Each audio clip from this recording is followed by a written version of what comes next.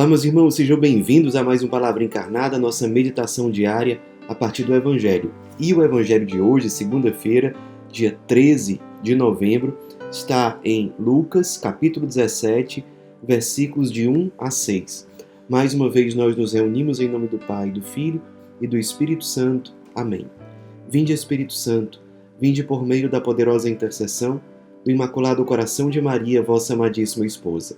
Vinde, Espírito Santo, vinde por meio da poderosa intercessão do Imaculado Coração de Maria, vossa amadíssima esposa.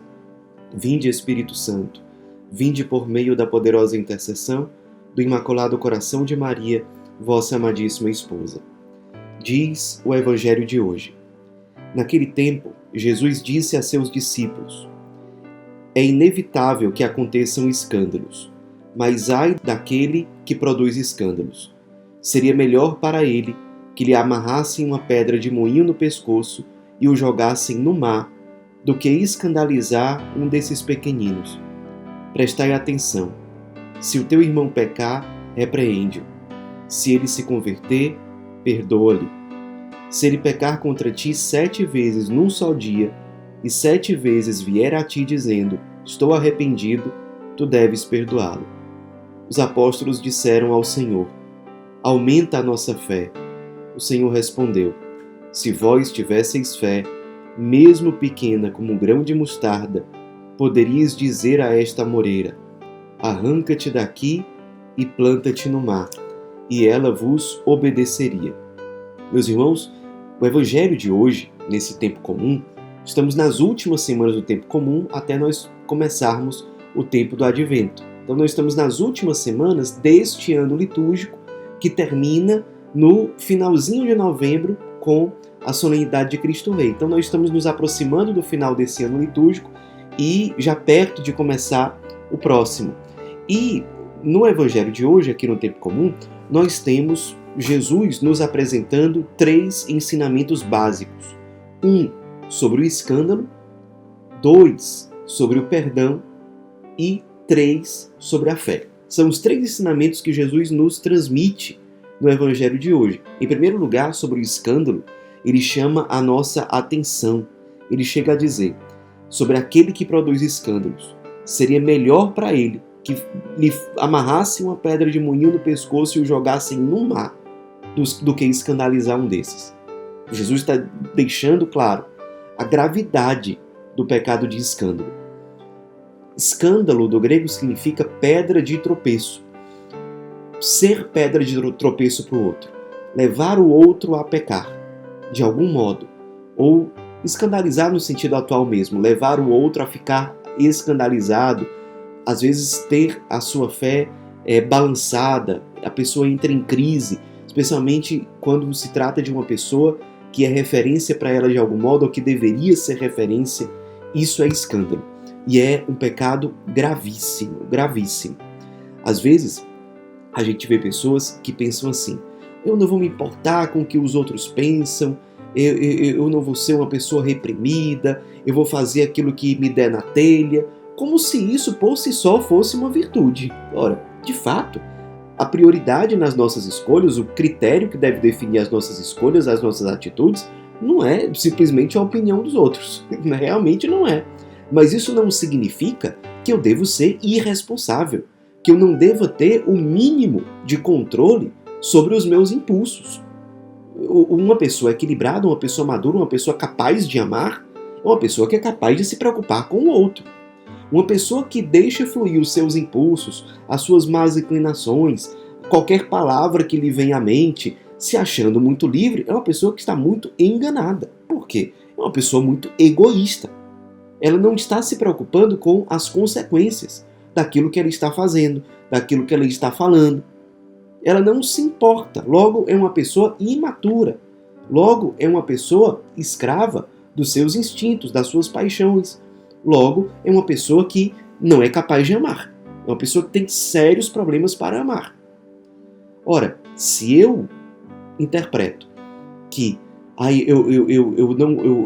eu tenho que me policiar aqui só por conta daquilo que os outros vão pensar, tudo bem, não é essa a motivação principal. Mas se eu falo de forma inconsequente, se eu ajo de um modo inconsequente, eu estou sendo profundamente egoísta, profundamente indiferente à dor do outro. E a gente precisa zelar. Então, no seu caso, na sua oração pessoal, medite sobre isso. Será que tem situações, mesmo que eu não perceba, mas que eu tenho levado outras pessoas a cair, que eu tenho dado contra-testemunho, que eu tenha sido escândalo, especialmente se me foi confiada alguma missão especial? Sou pai, sou coordenador de um projeto, de uma casa, de um grupo, estou à frente de alguma coisa, sou um consagrado, sou um vocacionado. Será que eu tenho consciência disso? Infelizmente, às vezes nos chegam notícias assim e a gente fica muito triste de pessoas que estão caminhando, pessoas vocacionadas ou consagradas, pessoas que têm um bom tempo de caminhada e que não sabem se comportar no dia a dia. Vão para uma festa, bebem e parece que ali elas podem esquecer o evangelho, parece que ali elas podem esquecer o carisma, colocam em risco a sua própria salvação e a de outros. Pecado grave. Pecado grave. Nos policiemos em relação a isso, pessoal. Nós somos discípulos de Cristo em todos os lugares. Nós somos portadores do carisma em todos os lugares. Se você é consagrado em todos os lugares. Se você é um vocacionado, um postulante, um discípulo vocacional, você é em todos os lugares, seja onde for. O evangelho não pode ser relativizado. E, no segundo ponto, na segunda lição do evangelho de hoje, quando Jesus fala sobre o perdão, ele inclusive diz, olha, prestai atenção. Se o teu irmão pecar, repreende-o. Repreende-o. Então, tenhamos a maturidade de fazer correção fraterna. Se a gente percebe que o irmão está sem noção, ele está num ambiente em que ele acha que pode fazer qualquer coisa, pode falar imoralidades, pode fazer danças sensuais, pode, enfim, dar contra-testemunho de qualquer jeito, façamos correção fraterna. Se é uma pessoa que nós temos alguma ligação, alguma proximidade, façamos correção fraterna. Irmão, o que é isso que você está fazendo? O que está acontecendo com você? Você não está bem? Será que eu posso ajudar você? De uma forma madura, não é apontando o dedo na cara da pessoa, não é sendo moralista, não é expondo a pessoa para os outros. Não, é de forma madura, com caridade. Porque também seria uma indiferença ver que o irmão comete esse pecado, podendo fazer alguma coisa e não fazer nada. Não fazer nada. Então, correção fraterna. Se a correção fraterna não for possível, recorrer a uma autoridade comunitária. Mas isso não é normal, pessoal. Não podemos normalizar esse tipo de coisa. Isso é um grande pecado de indiferença, de egoísmo e de escândalo. E claro, se a pessoa se converte, aí vem o outro lado da história. Quando às vezes tem uma pessoa que já cometeu um escândalo, e aí ela volta para a comunidade. Se o arrependimento é sincero, vamos perdoá-la e vamos acolhê-la, e não continuar julgando, ou não julgar nem da primeira vez. Então, uma comunidade madura, ela corrige na hora que tem que corrigir, e acolhe na hora que tem que acolher, e não fica trazendo à tona pecados do passado daquela pessoa. Jesus diz no evangelho de hoje, se ele, ou seja, o irmão, pecar 7 vezes num só dia, 7 vezes vier a ti dizendo, estou arrependido, tu deves perdoá-lo. Então, uma comunidade madura, pessoas maduras, corrigem e perdoam, e acolhem. E quando aquela pessoa se arrepende, quando aquela pessoa pede perdão, quando aquela pessoa volta, não fica remoendo os pecados dela. Não fica lembrando toda hora. Não, perdoa mesmo e acolhe na comunidade. E se a pessoa cair de novo, tenta repreender de novo, ajudar de novo com fraternidade, com caridade. E terceiro ensinamento é a fé. Muitas vezes nós não fazemos isso porque nos falta fé. A gente não pensa assim naquele irmão que está escandalizando. Olha, ele está escandalizando porque ele não quer se preocupar com o que os outros pensam, não sei o quê. E às vezes a gente se preocupa exageradamente com o que os outros pensam na hora de perdoar, na hora de acolher. O que é que vão pensar se eu perdoar aquele irmão que fez um escândalo que todo mundo sabe, se me virem andando com ele, se a comunidade acolher aquele irmão? Pessoal, olhemos para a vida dos santos. Quantos passaram por isso, deram enormes contra-testemunhos e se converteram e se santificaram? Mas por que uma comunidade é madura ao ponto de corrigir aquele irmão que erra com caridade, de abraçá-lo, de acolhê-lo, de perdoá-lo quando ele volta, quando ele se arrepende? É uma comunidade que tem fé, tem confiança em Deus. E Jesus deixa claro que nem precisa ser uma fé muito grande. Ele diz, se for pequena como um grão de mostarda, que é uma coisa miudinha, miudinha. Vocês podem dizer, essa amoreira, que é uma planta, uma espécie de árvore. Arranca-te daqui, planta-te no mar e ela vos obedeceria. Ou seja, não precisa ser uma fé gigantesca.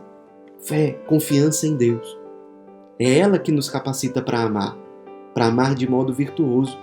São João Crisóstomo, que é padre da igreja, que é santo doutor da igreja, foi bispo, ele ensina que a fé é aquilo que prepara a caridade.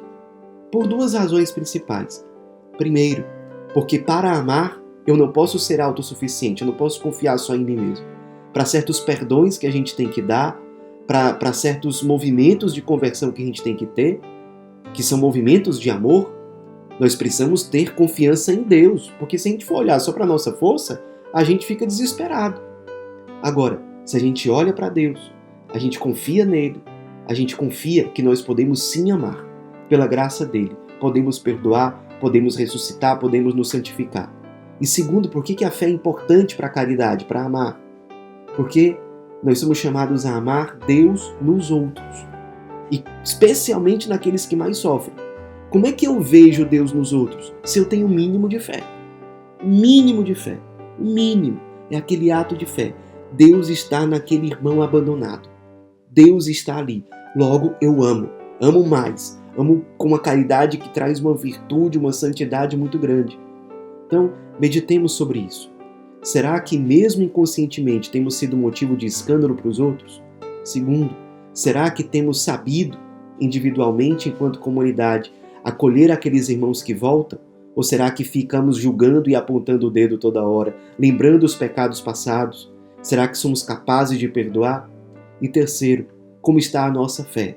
Será que nós estamos colocando a nossa confiança somente em nós mesmos? Será que estamos colocando em Deus? Será que estamos tendo aquela fé necessária para amar como Deus ama, como Deus quer que nós o amemos? Que é vendo Deus em cada pessoa e amando Deus profundamente, exatamente por isso, porque eu vejo o Emmanuel, porque eu vejo Deus conosco naquele irmão que sofre, principalmente. Será que me vem essa fé? Será que me vem essa fé capaz de mover as coisas? Capaz de fazer com que aquilo que estava parado, que parece que não podia mudar, comece a mudar. Por quê? Porque pela fé nós saímos de nós mesmos, agimos, amamos e a graça de Deus atua abundantemente.